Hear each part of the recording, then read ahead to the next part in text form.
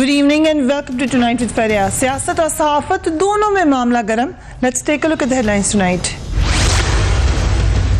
Doctor Shahid Masood और senator Saeed Ghani के दरमियान तनाज़ा, एक दूसरे पर इल्जामात। हुकूमत इस्लामाबाद धरना खत्म करवाने में नाकाम, सुप्रीम कोर्ट बरहम। इसहाक डार की छुट्टी, मगर हुकूमत नया वजीर खजाना मुकर्रर करने के लिए तैयार नहीं। साबिक सदर जरदारी ने नवाज शरीफ का साथ देने से इनकार कर दिया,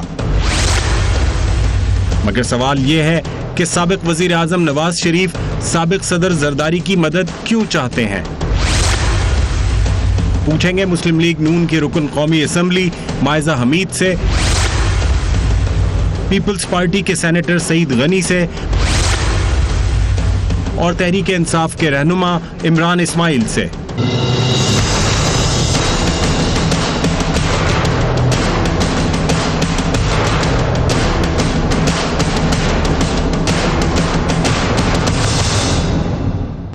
warm welcome to the show. मुल्क में इस वक्त एक अफसोसनाक तनाज़ा सहाफत और सियासत के दरमियान भी जारी है।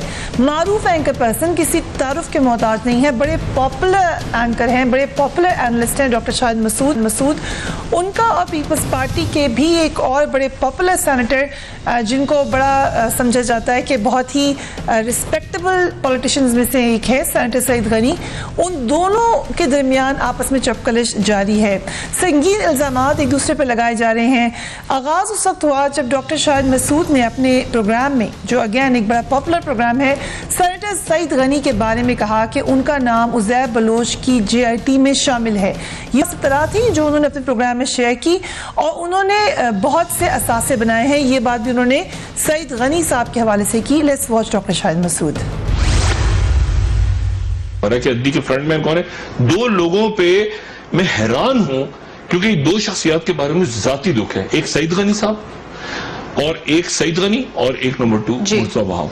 यानी मेरे लिए हैरान कुन बात है कि वो कहते हैं आपको अंदाजा ही नहीं है कि सईद गनी साहब जो है उनके सासे और उनकी मलकियत और वो सारा क्या है। तो मेरे दोनों हैरान कुन थे। JIT की क्या रिपोर्ट है? JIT के उज़ैर बलोच की, मैं एक पाकिस्तानी के तौर पर मुझे कोई सियासत नहीं पता, उज़ैर बलोच को पब्लिक में लाए और 3 लोग जो मुज़ाकरात करते थे और खालिद शहनशाह को मारा, और ये सईद गनी और ये कादिर पटेल और यूसुफ बलोच जो जाके मुज़ाकरात करते थे 2013 के अंदर कि हम चितवाएंगे और कत्ल करवाते थे वहां जाके, इन सबको आप टांगे। एक नेक्सस की बात की डॉक्टर शाहिद मसूद ने, जिसमें सेनेटर साहब का नाम है।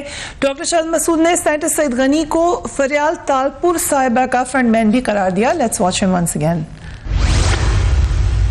अद्दी फरियाल तालपुर अमलन पाकिस्तान पीपल्स पार्टी की अमलन क़यादत संभाल चुकी हैं तमाम फैसलों के हवाले से, चाहे वो सईद गनी साहब का फैसला हो, हमारे भाई का जो कराची के सदर जिन्होंने बनना है, आगे नजमी उनकी जगह, नजमी आलम तो पहले थे, अभी डॉक्टर आसिम की जगह, तो वो सारा अद्दी करेंगी। मतलब अद्दी ही सारे मामला तय करेंगी पीपल्स पार्टी की, और अद्दी के ऊपर कोई अद्दी का जिक्र आ जाएगा तो आप देखिएगा सईद गनी साहब को और मुर्तज़ा वहाब साहब तो खैर आराम से, अब सईद गनी साहब को आप देखिएगा कि वो अद्दी का जिक्र आने पर वो कैसे सामने आएंगे। आप अपनी जमानत तैयार कर रखें, क्योंकि हथकड़ियां जिन लोगों को लगनी है सिंध में उनमें आपका नाम भी है। ये बात कही डॉक्टर शाहिद मसूद ने कि जल्द गिरफ्तार होने वाले हैं सईद गनी साहब। सईद गनी साहब को ये बात बिल्कुल पसंद नहीं आई, उनको ये बात बिल्कुल भी पसंद नहीं आई और वो बज़िद हैं कि एक वन साइडेड वर्जन दिया है डॉक्टर शाहिद मसूद ने और वो चाहते हैं कि उनका पॉइंट ऑफ व्यू भी सुना जाए। यहाँ तक कि सईद गनी साहब खुद पहुँच गए दफ्तर के सामने डॉक्टर शाहिद मसूद के और उन्होंने वहाँ से प्रेस कॉन्फ्रेंस भी की। वो ये कह रहे हैं कि कोई मेरी बात सुन ले। Let's watch him. आज का फिर डॉक्टर साहब का प्रोग्राम मुझे बग़ैर बुलाए ख़त्म हो गया और मैंने पूरे शो में उनका इंतज़ार किया और दरमियान में उनको ट्विटर के ज़रिए बताता भी रहा कि मैं नीचे बैठा हुआ हूँ, मुझे बराए मेहरबानी बुला लें, यहाँ सर्दी बहुत है। लेकिन डॉक्टर साहब को रहम नहीं आया, उन्होंने मुझे नहीं बुलाया। फिर उन्होंने अभी 3 दिन या 4 दिन पहले ये फरमाया कि मेरे पास कोई हैरान कुन किस्म के असासे हैं और वो अगर लोग सुनेंगे तो हैरान हो जाएंगे और मैं फरियाल तालपुर साहिबा का फ्रंटमैन हूँ। ये डॉक्टर साहब ने इरशाद फरमाया। मैंने उनको फ़ोन किया रात में कि जी मैं उनसे कहूँ जनाब मेरा मौक़िफ़ ये है और मेरी बात सुन लें, उन्होंने मेरा फ़ोन नहीं उठाया। मैंने एक ट्वीट के ज़रिए उनको बताया कि इस किस्म की ख़बरों पर आप प्रोग्राम करने से पहले ज़रा तहक़ीक़ कर लिया करें। साथ ही साथ डॉक्टर शाहिद मसूद और सईद गनी साहब के दरमियान जो जंग है वो ट्विटर पे भी हमें नजर आ रही है। खुद सईद गनी साहब की अभी आपने ज़बानी सुना, वो ये कह रहे हैं कि ट्विटर पर भी मैं ये बात बार बार उनको बता रहा था कि मामलात क्या हैं। जो ट्वीट्स की डॉक्टर शाहिद मसूद ने, let's have a look at them. अल्लाह का एहसान, आप सबका बहुत बहुत शुक्रिया। मुल्क इंशाल्लाह आगे चलेगा बदमाशिया मंतकी अंजाम की जानिब। और हाँ, इस दौरान उज़ैर बलोच की GIT में मौजूद एक मासूम सूरत चप्पल उठाने वाले कातिल को इस्लामाबाद भेजा गया है कि मैं उससे उलझ कर डोरिया हिलाने वालों से ध्यान हटाऊं। हरगिज नहीं, चलाकियां नहीं चलेंगी। This is doctor Shahid Masood, Twitter account पर उन्होंने ये बात कही है। फिर वो ये कहते हैं ये ड्रामा अद्दी यानी फरियाल तालपुर साहिबा से इस्लामाबाद मिलने आया है और एक और ओहदा लेने के चक्कर में रोज शो के दौरान अपने साथियों के साथ जो तस्वीर में नजर नहीं आ रहे दफ्तर के बाहर तस्वीर उतरवाता है, क्योंकि इस्लामाबाद इंतजामिया उसे दीगर गुंडों के साथ दाखिले से रोक चुकी है। कराची का मोटू गैंग मुझे क्यों निकाला। सेनेटर सईद गनी ने इन ट्वीट्स को पढ़ा और यकीनन उनको ये ट्वीट्स भी पसंद नहीं आई और उन्होंने इनके जवाब में ये कहा, डॉक्टर साहब अच्छा हुआ ये भी बता दिया कि मैं कातिल हूँ। चप्पल कौन किसकी उठाता है और डोरियों पर कौन नाचता है ये सब जानते हैं। हिम्मत करो और आज 8 बजे मुझे अपने सामने बिठाकर शो करो ताकि कौम को पता चले कि आप कितना सच बोलते हैं। आप जो मर्जी कहें पीछा नहीं छोड़ूंगा। मैंने थोड़ा सा इसको एडिट किया है क्योंकि बहरहाल मेरे लिए दोनों बड़े काबिल एहतराम है। एक ट्वीट में डॉक्टर शाहिद मसूद को एक और ट्वीट में यूं जवाब दिया सईद गनी साहब ने, जिस ओहदे की बात कर रहे हैं इसके लिए 3 मरतबा माजरत कर चुका हूँ। ओहदों के लिए तलवे चाटना आपके ख़मीर में है। अब जो मर्जी आए कहो, मैं आपके चेहरे को बेनकाब करता रहूँगा। आप मिलते हैं, जो बात करते हैं, हर खबर आ रही है। अगर रत्ती बराबर भी शर्म है तो अपने शो में बिठाकर बात करें। ये इस लेवल पर पहुंच चुकी हैं tweets. And I start with you senator Saeed Ghani. 2 रोज से आप इस्लामाबाद के एक प्राइवेट चैनल के दफ्तर के चक्कर लगा रहे हैं, क्या वजह है? और ये थोड़ी बहुत तो आपको पता होगी, लेकिन हुआ यूँ कि डॉक्टर शाहिद मसूद ने कुछ चंद दिन पहले मेरे मुतालिक एक ख़बर ये चलाई कि मेरे पास कोई हैरान कुन असासे हैं और बड़ा जो उनका अंदाज़ होता है, जिस किस्म के वो एक्सप्रेशंस देते हैं कि आप देखेंगे तो हैरान रह जाएंगे, और मैं कोई फरियाल तालपुर साहिबा का फ्रंट मैन हूँ। जब उन्होंने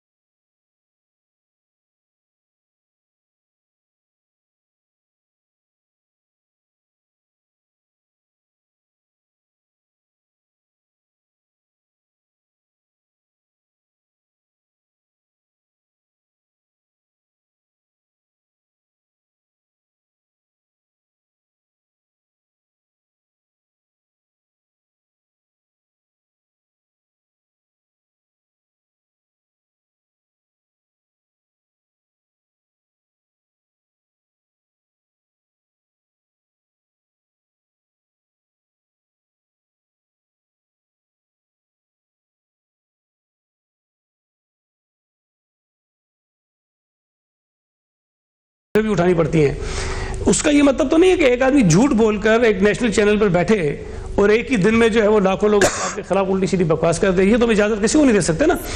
मैं फरिश्ता नहीं हूँ, मेरे मुतालिक चीजें हैं, मुझे बिठाओ, अगर आपके अंदर जुर्रत है, आप समझते हो, आप सच्चे हो, मेरे सामने बैठ के बात करो, मैं आपको रिस्पॉन्ड करूंगा उस पर। मुझे आप कन्फ्रंट करने का मौका नहीं दे रहे हैं, वन साइडेड बैठ के चीज चला रहे हैं। ठीक है, ये पॉइंट ऑफ व्यू आपका आ गया। जो ट्वीट्स आपने किए उसमें आपने भी इल्जामात लगाए हैं डॉक्टर शाहिद मसूद पर। ये तो चले सबके सामने हो रहा है। मेरा एक पॉइंट ऑफ व्यू ये था जिसको आप मुनासिब समझें तो सुन लें कि कोई आप लोगों के दरमियान में सुलह कराने वाला नहीं था, कोई चैनल की मैनेजमेंट या समबडी जिन्होंने कोशिश की हो, क्योंकि अभी ये आप लोगों की जो आपस ये जो मामलात हैं, दोनों तरफ रिस्पेक्टेबल शख्सियात हैं, ये पूरे नेशनल टेलीविजन पे जा रही है, हर कोई इसको देख रहा है। फरिया, मैं माज़रत चाहूँगा, मैं कभी अल्लाह माफ़ करे मैंने तकब्बुर नहीं किया। मैं बहुत छोटा सा आदमी हूँ, गरीब आदमी हूँ, और मैंने हर फोरम पे इस बात को तस्लीम किया है कि मैं एक बहुत गरीब ख़ानदान का आदमी हूँ, लेकिन मुझे जो रिस्पेक्ट उसको दिए ना अल्लाह ने, मुझे उससे न जोड़े।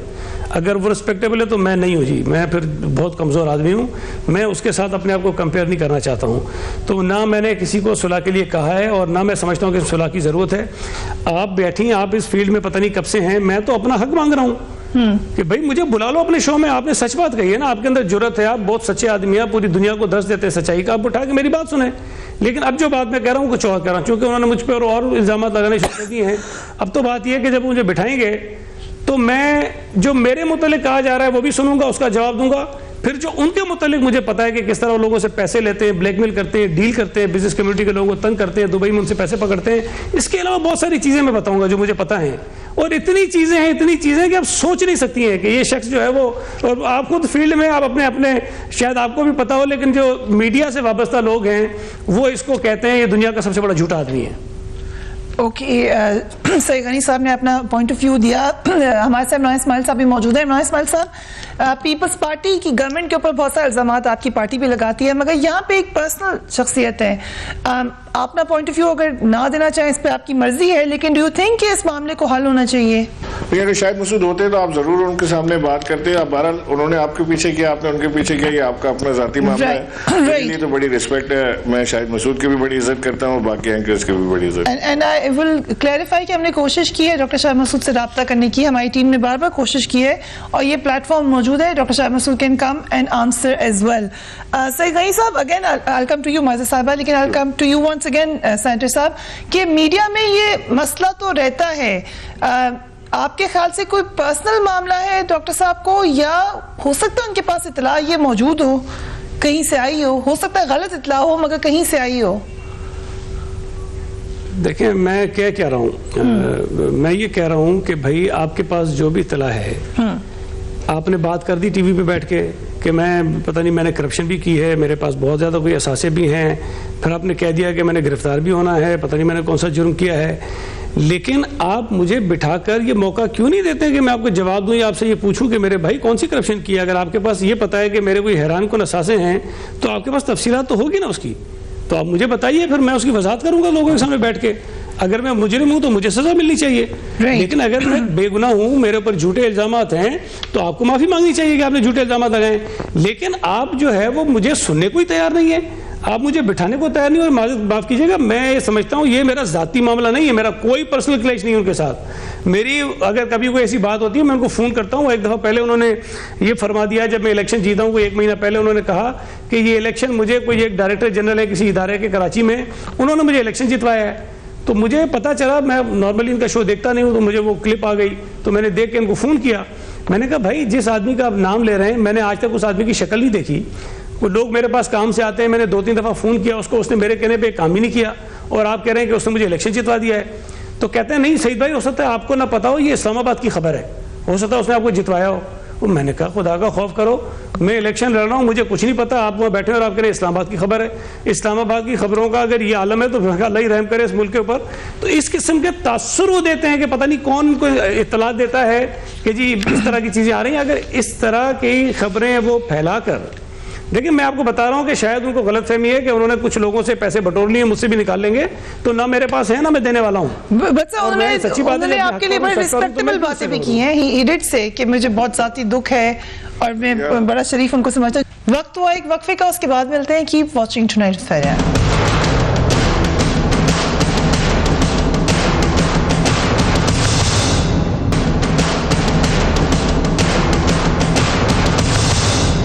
मुल्क के वज़ीर ख़ज़ाना इसहाक़ डार को अदालत मफरूर करार दे चुकी है और अब वो रुखसत पर चले गए हैं। मुआशी बुहरान बढ़ने का खतरा है। मुल्क का करंट अकाउंट खसारा $5 अरब से तजावुज़ कर चुका है। ज़र मुबादला के ज़खायर 28% कम हो चुके हैं, मगर हुकूमत उनकी जगह किसी और को वज़ीर ख़ज़ाना बनाने के लिए तैयार नहीं है। दूसरी जानिब साबिक़ वज़ीर आज़म नवाज शरीफ ने एक बार फिर साबिक़ सदर आसिफ ज़रदारी के साथ हाथ मिलाने की कोशिश की है, मगर आसिफ अली ज़रदारी ने साफ इनकार कर दिया है। बिलावल भुट्टो भी वज़ीर आज़म शाहिद खाकान अब्बासी से मिलने के लिए तैयार नहीं है। ये सूरत हाल हमें नजर आ रही है और साथ ही साथ धरने का मामला भी चल रहा है। So we will talk about it. I come to you Maiza Hameed साहबा। PMLN मुसलसल लग रहा है कि नाराज है या मायूस है पीपल्स पार्टी से, वजह क्या है उसकी? देखिए, मैं समझती हूँ कि सियासत में कोई ये कहना कि हम लोग किसी से बातचीत नहीं करते, ये बड़ा अनप्रोफेशनल किस्म का बिहेवियर होता है। हमेशा सियासत में, पॉलिटिक्स में, डेमोक्रेसी में बातचीत का जो दरवाज़ा होता है वो खुला होता है। लोग बातचीत के ज़रिए मसाइल हल करते हैं। और अगर मियां मोहम्मद नवाज शरीफ साहब ने ये ट्राई की है कि वो जरदारी साहब से बात करें, तो मेरा ख्याल है इसमें कोई गलत बात नहीं है कि आप बातचीत के जरिए मसले हल कर लें, या आपकी कोई जो मिसअंडरस्टैंडिंग्स हैं, वो जो इश्यूज हैं, वो खत्म, उनको जो है वो ख़त्म किया जा सकता है। कंसिडरिंग द सिचुएशन जो पार्लियामेंट में हुई, और पार्लियामेंट में प्राइम मिनिस्टर नवाज शरीफ के हक में जिस तरह वोट किया गया, मैं नहीं समझती कि फॉर्मर प्राइम मिनिस्टर को कोई ज़रूरत है नंबर्स की, या कोई इशू और है, या गवर्नमेंट कोई थ्रेटेंड फील कर रही है। लेकिन हम ये ज़रूर फील करते हैं कि अगर जमहूरियत को एसेंस में देखा जाए तो एक पीपल्स पार्टी एक ऐसी पार्टी है जो डिक्टेटरशिप जो है उसको का अरसा भी गुजार चुकी है। उनको पता है कि पार्लियामेंट्री डेमोक्रेसी किस तरह काम करती है। तो अगर वो बातचीत के जरिए मसला हल हो जाता है, या बातचीत के जरिए हम लोग जो है एक कंसेंसस पे आ जाते हैं, तो आई थिंक अगर वो ये कह रहे हैं पीपल्स पार्टी को कंसिडर करना पीपल्स चाहिए। पार्टी उस वक्त भी जमहूरियत पसंद जमात थी जब आपने मिलने से इनकार किया था। फरिया जब पिछले नहीं थी, मैं बताती हूँ, पिछले 5 साल जब पीएमएलएन ऑपोजिशन में थी, तो हमने फुली सपोर्ट किया किस चीज को, डेमोक्रेटिक प्रोसेस को। और उसमें पीपल्स पार्टी की हुकूमत थी। हालांकि आपको करप्शन के जो हालात हैं उनका पता है, इसी वजह से पंजाब में ये बिल्कुल वाइप आउट हो गए। लेकिन फिर और हमारे पे ये भी इल्जाम लगाया गया पीटीआई की तरफ से और दीगर पार्टी से कि हम मुकमुका करते रहे।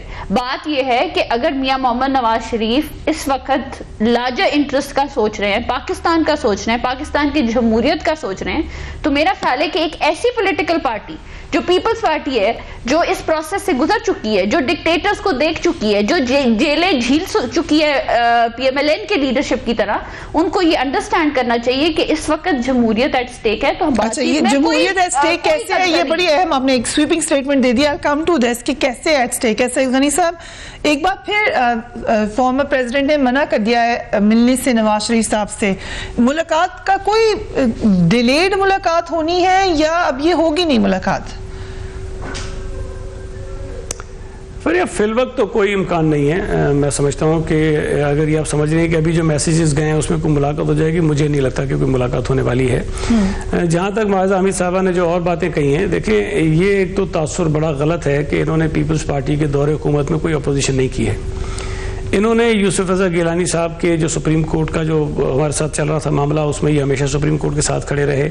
इन्होंने पीपल्स पार्टी को सुप्रीम कोर्ट के ज़रिए धकेलने की कोशिश की, और हमारी जो गवर्नेंस के इश्यूज थे उसमें जितनी इंटरफेरेंस थी सुप्रीम कोर्ट की अदालतों की, ये उस वक्त बगलें बजाया करते थे और खुश हुआ करते थे कि जी इनको अदालतें चलने नहीं दे रही हैं। फिर लोड शेडिंग के मसले को, चले इशू एक था, एहतजाज करना लोगों का हक था, वो था, लेकिन जिस तरह पंजाब की गवर्नमेंट ने अखबारात में इश्तिहारात देकर एहतजाज करवाए, हमारे लोगों के घरों पे हमले करवाए इन्होंने पंजाब में, ये कोई टकीचुपी बात नहीं है। फिर मेमो गेट का इशू अगर आप देख लें, उसमें किस तरह इन्होंने जाके अदालत के सामने खुद खड़े हो गए नवाज शरीफ साहब, उन्होंने कोशिश की कि हुकूमत को कमज़ोर करें। एफर्ट्स इन्होंने पूरे किए थे, लेकिन पीपल्स पार्टी किसी न किसी तरह से चीज़ों को मैनेज करके हमने 5 साल पूरे किए। उस वक्त इनको ये बात समझ में नहीं आ रही थी कि जो पार्लियामेंट है, जो डेमोक्रेटिक एक सिस्टम है, उसकी मजबूती तमाम सियासी जमातों की मजबूती होती है, सिस्टम की मजबूती होती है। इनकी उस वक्त ये समझ में नहीं आ रही थी। अच्छा, जब इनकी गवर्नमेंट आ गई तब भी आपको याद होगा जरदारी साहब ने भी ये कहा था कि हम इनको डिसलॉज करने की कोशिश नहीं करेंगे। पीटीआई का धरना हुआ, हमने जो है वो एक ऐसा रोल प्ले किया जिससे हम पर ये इल्ज़ाम लगा कि हमने इनकी गवर्नमेंट को बचाया, हमने नवाज शरीफ को बचाया। हमने अपनी पॉपुलरिटी दाव पे लगा दी, लेकिन हमने ये सोचा कि नहीं, सिस्टम को जो है वो चलना चाहिए और पार्लियामेंट को जो है अपनी टर्म पूरी करनी चाहिए। लेकिन उसके बाद के फिर जो इंसिडेंट्स हुए वो आपके सारे सामने हैं। अब ये तो नहीं हो सकता कि नवाज शरीफ जब खुद मुश्किल में हो तो इनको पार्लियामेंट भी का भी याद आ जाए, इनको सियासी जमातों की भी याद आ जाए, इनको पीपल्स पार्टी के जो क्रेडेंशियल्स हैं जमहूरियत के हवाले से वो भी इनको याद आ जाएं। लेकिन जब ये कंफर्ट, इनकी थोड़ी सी कंफर्टेबल पोजीशन हो, तो उसके बाद ये सबको रोंदना शुरू कर दें। हम बार बार कहते रहे कि भाई पार्लियामेंट में आया करें, असेंबली में आया करें, सेनेट में आया करें, लोगों की बात सुना करें। पार्लियामेंट आपकी ताकत है, उस वक्त इनको कोई होश नहीं था। लेकिन आज जब जरूरत पड़ती है तो एक एक एमएनए को मिन्नत तरले करके ये बुलाते हैं और बिठाते हैं उसके अंदर। ये नहीं हो सकता कि हम इनको बचाने के लिए आ जाए। जमहूरियत में खुदा ना खासा बात आई, हम इनकी आवाज दिए बगैर, इनके कहे बगैर, इनकी आवाज की किसी सदा के बगैर हम जो आगे खड़े होंगे, ये शायद उनसे बहुत पीछे होंगे उस वक्त। इमरान इस्माइल साहब, ये जो बात अभी माज़ा अमीन साहब ने की कि जमहूरियत एट स्टेक है, पीटीआई के हवाले से तो नवाज शरीफ साहब ने कह दिया कि मुझे कोई उम्मीद ही नहीं है, जमहूरियत से कोई ताल्लुक ही नहीं है आपकी जमात का। पीपल्स पार्टी से कुछ उम्मीद थी उनको, जो उन्हें लग रहा है कि पूरी नहीं हो रही। क्या वाकई जमहूरियत का इस वक्त खतरा है जैसे कि माज़ा साहब का ख्याल है? फरिया, देखें, नवाज शरीफ साहब ने अपना नाम नवाज जमहूरियत शरीफ रख लिया।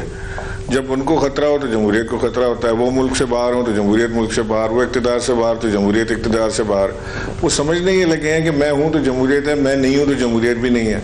प्रॉब्लम ये है कि अब वो ढूंढ रहे हैं सहारा। उनको आसिफ अली जरदारी साहब नज़र आते हैं बार बार कि जी मैं ये मुझे सहारा दे देंगे, और जबकि आसिफ अली जरदारी साहब अपना सबक सियाक व सबाक के साथ पढ़ चुके हैं जो नवाज शरीफ साहब ने उन्हें पढ़ाया था।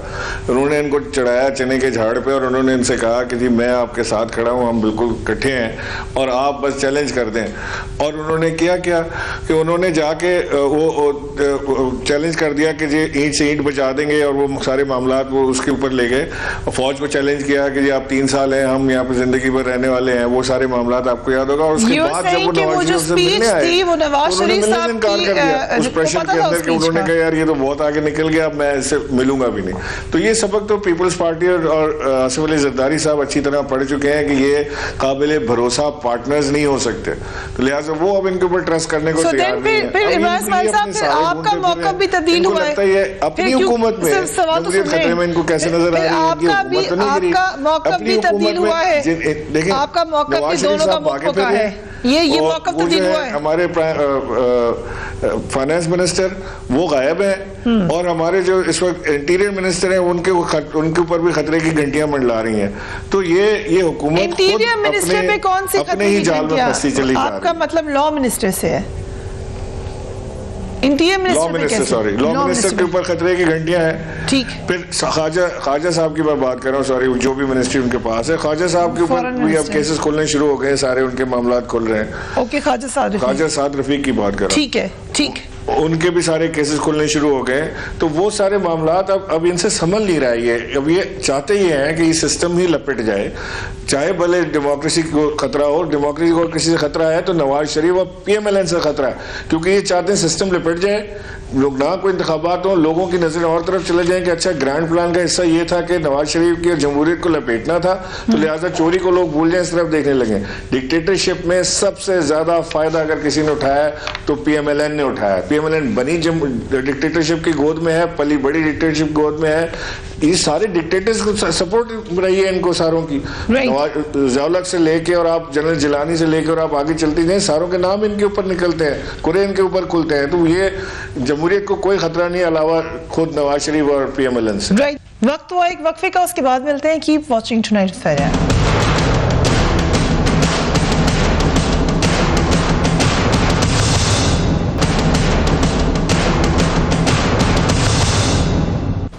Welcome back. जो अभी इमरान इस्माइल साहब ने कहा है कि उन्होंने तो एक और तरीके से थोड़ा सा उसको इंटरेस्टिंग तरीके से कहा, मगर आसिफ जरदारी साहब का मौका भी यही है। वो कहते हैं कि नवाज शरीफ को सिर्फ अपनी ज़ात के लिए जमहूरियत और मिसाक जमहूरियत याद आती है। नवाज शरीफ को मिसाक जमहूरियत उस वक्त क्यों याद आता है जब वो खुद मुश्किल में होता है? देखिए, सबसे ज़्यादा इम्पोर्टेंट बात यह है कि मैं तो पर्टिकुलरली पीटीआई के बारे में मैं समझती हूँ कि वो एक जमहूरी पार्टी अभी नहीं बनी, इसलिए समझती हूं कि नवाज शरीफ साहब ने कहा ये आपका अपना ओपिनियन है, बहुत पॉलिटिकली इमेच्योर पार्टी है और ऐसी स्वीपिंग स्टेटमेंट्स देती हैं कि हमारे शायद मेंबर्स टर्न आउट ही नहीं होंगे पार्लियामेंट के अंदर, इतने मेंबर्स नहीं आ रहे, इतने मेंबर्स इतने पैसे ले रहे हैं, इस तरह की स्टेटमेंट्स देते हैं। उसके बाद इनको शर्मिंदा होना पड़ता है, फिर इनको यू टर्न लेना पड़ता है।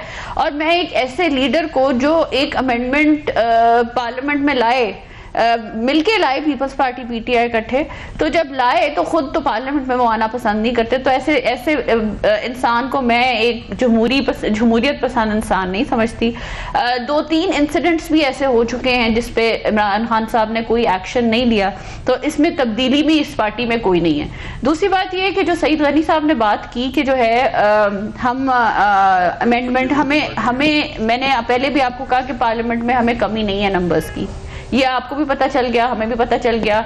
ऐसे लोग जो कैंसर के मरीज थे, ऐसे लोग जो अभी फीमेल MNAs थी जो अभी बेवा हुई थी, वो अपनी इद्दत में थी, वो भी आई पार्लियामेंट में प्राइम मिनिस्टर की सॉलिडारिटी में इस अमेंडमेंट तो मैं ये फॉर्मर प्राइम, तो मैं ये समझती हूँ कि हमें नंबर्स का डर नहीं है, डर इनको है इस चीज का कि मियां नवाज शरीफ के साथ अभी तक लोग क्यों खड़े हुए हैं। पीटीआई को ये डर है, लेकिन पीपल्स पार्टी और ये ख्वाहिशात का इजहार इमरान खान साहब ने हफ्ता पहले किया और कहा कि जी इतने लोग पार्लियामेंट में नहीं आएंगे और प्राइम मिनिस्टर को इस अमेंडमेंट पे सपोर्ट नहीं करेंगे, जिसका जिसपे अब जो एक और नई केसेट चल रही है वो ये है कि हमें पैसे दिए गए। इस चीज को भी इनको प्रूव करना चाहिए, नहीं तो हमें कोर्ट में जाना चाहिए और कहना चाहिए कि इस तरह की स्वीपिंग। अभी सईद गनी साहब कह रहे थे कि शायद मसूद साहब जो है ऐसी स्टेटमेंट्स देते हैं, ऐसे इल्जाम लगाते हैं, तो इमरान खान साहब कोई कम नहीं करते जब कहते हैं कि एक पार्लियामेंट के मेंबर, मुंतखब मेंबर्स जो हैं उनकी वो बेइज्जती करते हैं और कहते हैं कि हमने पैसे लिए और हमने जो था जाके जो है पार्लियामेंट में वोट दिया। उनको इस बात पर माफी मांगनी चाहिए हर पार्लियामेंट के मेंबर की बात करें ना, यहाँ पीपल्स पार्टी का भी ये पॉइंट ऑफ व्यू है, वो भी खुश नहीं नजर आ रहा है। पीपल्स पार्टी का मैं समझती हूँ कि पीपल्स पार्टी को फिर अपनी हिस्ट्री में भी देख लेना चाहिए कि देखें ये जो अमेंडमेंट वो लाए थे, ये कमेटी में और सब कमेटी में इन्होंने अप्रूव की, कोई डाइसेंटिंग नोट नहीं आया, it's a matter of record. और अगर ये अब बिल जो है ये पास होने वाला था और इनको लगा कि मियां नवाज शरीफ को इसमें फायदा हो रहा है, तो इन्होंने इस चीज को जो है वो इसको खत्म करने की कोशिश की। ये तो फिर अपना सेल्फ इंटरेस्ट देख रहे हैं ना, इदारों को नहीं देख रहे, इदारों को नहीं देख रहे और ये नहीं देख रहे कि पार्लियामेंट को स्ट्रॉन्ग करना है। I have to go to senator साहब, लेकिन जी आप ऐड कर लें, इमरान इस्माइल साहब आप ऐड कर लें, बाद में I have to go to senator साहब। जी फरमाइए। फरिया पिछले 10 साल से एहतसाब बिल जो है वो पेंडिंग में पड़ा हुआ है। अगर इतने इदारों की इनको परवाह थी तो उसको पास करवा लेते, इसकी इतनी जल्दी क्यों लगी थी? इसको भी पड़ा रहते थे 10 साल।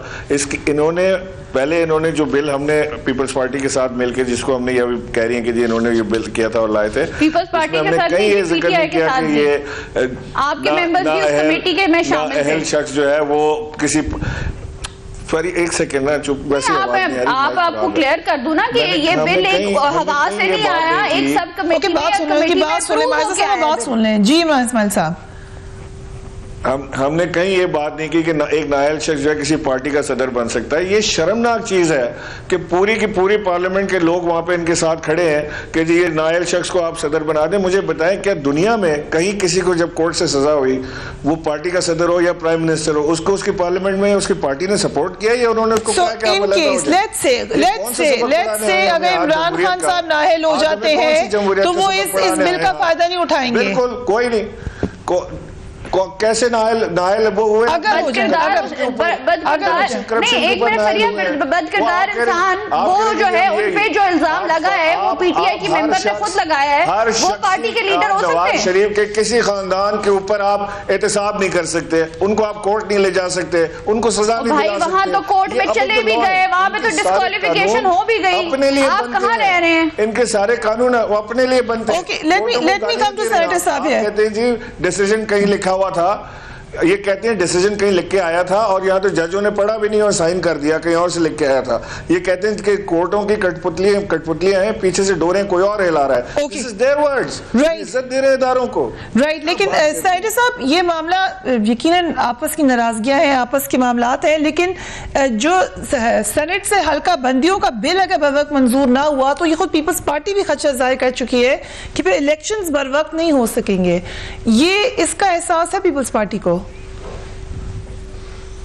बिल्कुल एहसास है हमें और ये इशू हम रिजॉल्व करने की कोशिश कर रहे हैं, लेकिन पीपल्स पार्टी के जो कंसर्न्स हैं सेंसस के हवाले से, हम ये चाहते हैं कि वो जो यकीन दहानियाँ करवाई गई हैं और फिर वो थर्ड पार्टी ऑडिट की बात की गई है, कोई 1% जो है वो ब्लॉक्स की वो करेंगे ऑडिट दोबारा से, उस पर हमें शायद इत्मीनान नहीं है जिस तरह की बातें की गई हैं। बल्कि मुझे एक रिपोर्टर ने बताया, और शायद वो किसी रिपोर्ट भी हुआ किसी पेपर में या किसी चैनल पे चला भी है, कि उन्होंने बात की थी, वो जो बाजवा साहब हैं सेंसस के जो स्टेटिस्टिक ब्यूरो के हेड हैं, जब उनसे कहा गया कि जनाब ये इस तरह की बातें, तो उन्होंने कहा जब टाइम आएगा तो देख लेंगे। मतलब इस किस्म का अगर कैजुअल एटीट्यूड होगा और जिससे ये लगता होगा नहीं फिलहाल तो ये जान छुड़ाओ, ये काम कराओ और उसके बाद फिर हम निमट लेंगे इनसे जो सेंसस पे एतराज़ात कर रहे हैं, तो हमें उस चीज़ पर यकीन दिलानी चाहिए कि जो कमिटमेंट की गई है उसको पूरा करने के लिए अब क्या मैकेनिज्म बना रहे हो, क्या करना चाहते हैं। इलेक्शंस होना बहुत ज़रूरी है, डिलिमिटेशन उसके हवाले से बहुत ज़रूरी है, लेकिन उसके साथ साथ जो सेंसस के नताइज हैं उसको भी